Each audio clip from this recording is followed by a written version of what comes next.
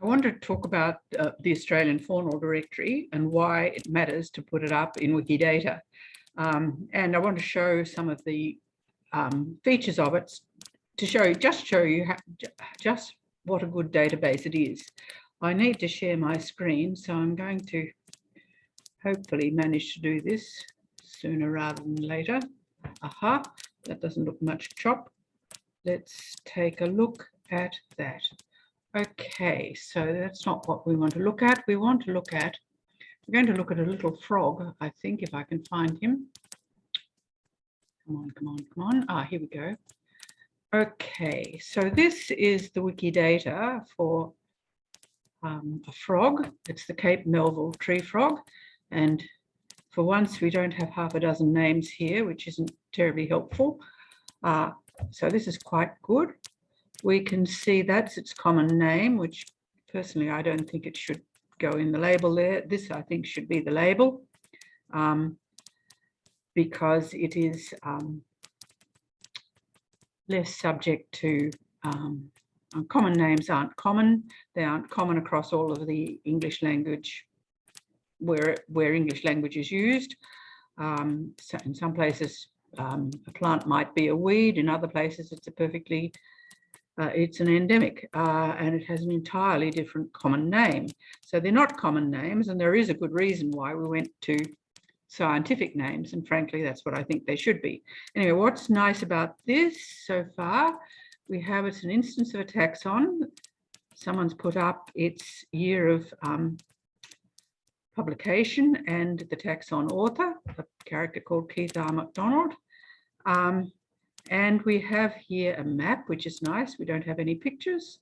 And we have a whole pile of identifiers. Now, ADW is not a particularly useful database.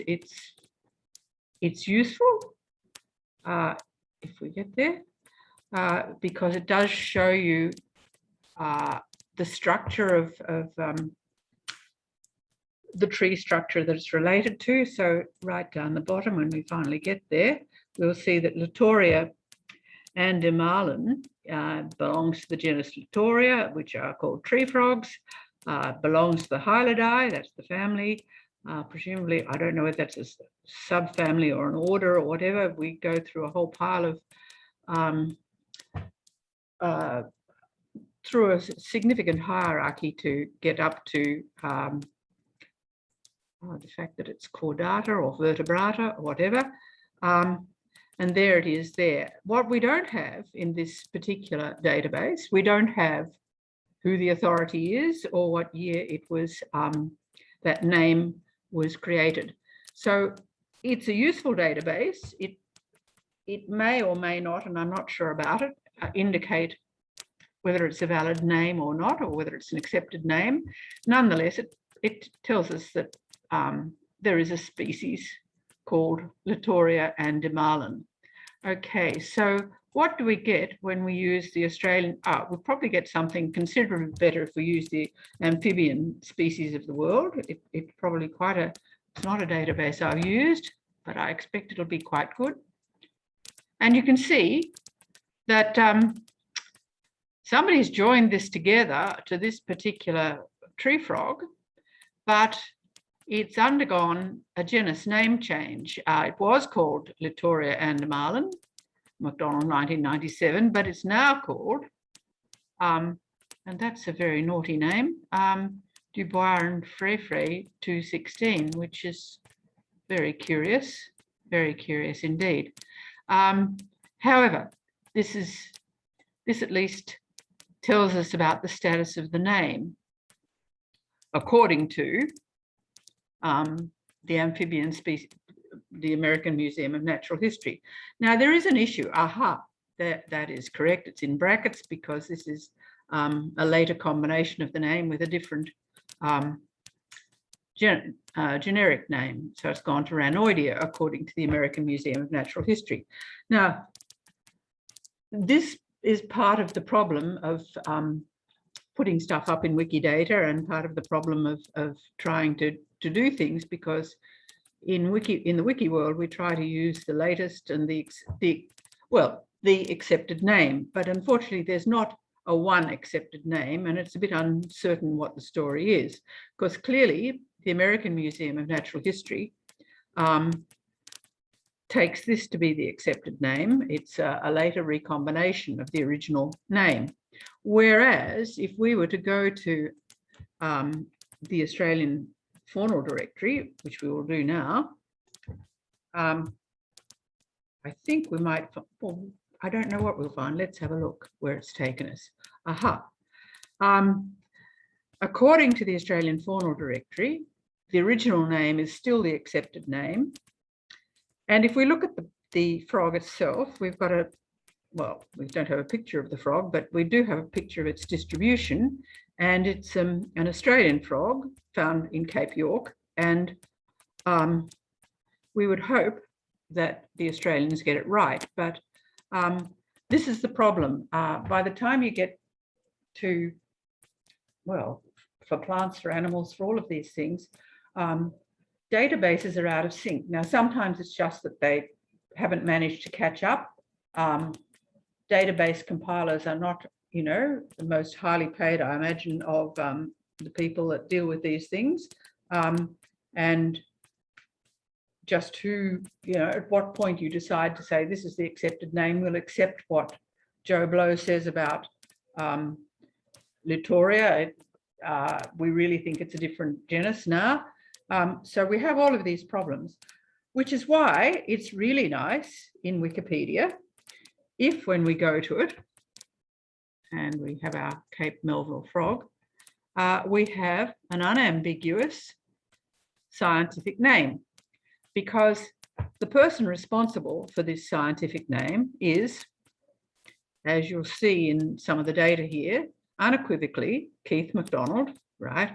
And we can see that according to Taxon author citation, which is based on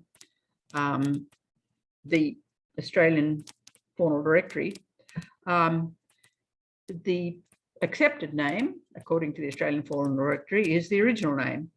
And I think that's the story. The other is 216. This is a frog, so it probably went up quite early in the piece. So let's have a look at its article, Cape Melville tree frog, and let's see how this stuff about all the databases manifests itself in an article. Now you can see this is a pretty minimal article. Basically, it's got just one reference, which came from the IUCN site. We're told it's endemic to Australia. We're not told where it's found. So we don't know that, in fact, it's found in Queensland and nowhere else. We have no picture. We might have, no, we don't have a picture of its distribution. Does it have a picture of its distribution in Wikidata? Let's have a look. I think it might have.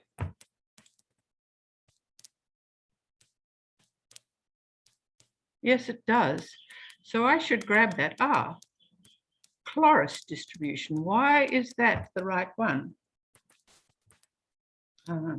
Well, we're not going to explore now, and it's certainly wrong according to the other thing. So I'm just going to remove it because that certainly does not match what we can see in the Australian Faunal Directory, which looks like this with that golden tip up in Cape York. So clearly it's not that. I would think the Australians are right. So this is a good site because so far our other databases that we've looked at do not tell us about where, they might tell us a bit about where it's found, but they don't give us a map. Here we do have a map, and it's related to an IBRA region, which is a biologically defined region in terms of the geology and the biodiversity, the species that are found there. So as you can see, Australia's been divvied up into a whole pile of different regional biogeographical regions, and within each region there is some commonality. It might be great sandy desert, might be some plains, it might be some rocky part somewhere, And typically, because of its physical nature, it will have a particular set of plants and animals associated with it. So these maps are very useful. All right, so let's see what this looks like in our article. We were looking at that before. So we've got one reference, it's the IUCN reference, and we've got down here taxon identifiers, and these are really handy because they may assert or contradict each other, but someone has said these all represent our friend, the Cape Melville tree frog. I'm going to show you why I think this is particularly useful. We've already looked at how it's useful in terms of the mapping, but it's also useful in terms of this bit here. I might blow this up a bit. Control plus is the magic thing. Okay, so now you can see that we actually are given the reference, and it's a full English name for the journal article, full English name for the journal. So it's easy to recognize, easy to look up, easy to find. And most of the memoirs of the Queensland Museum are available on the web. And so if we wanted to put this in our article, we could probably do a direct link to the biodiversity heritage library and actually read what Keith MacDonald has to say about the new stream dwelling Latoria from the Melville Range.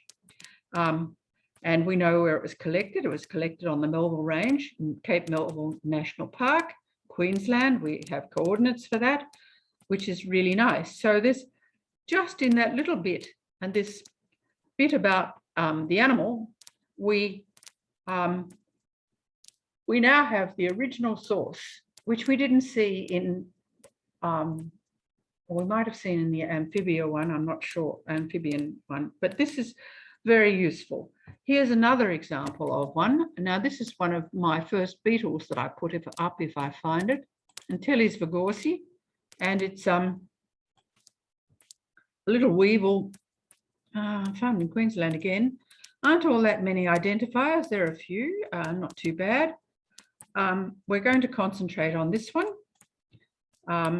because, again, it's really useful. Let's see.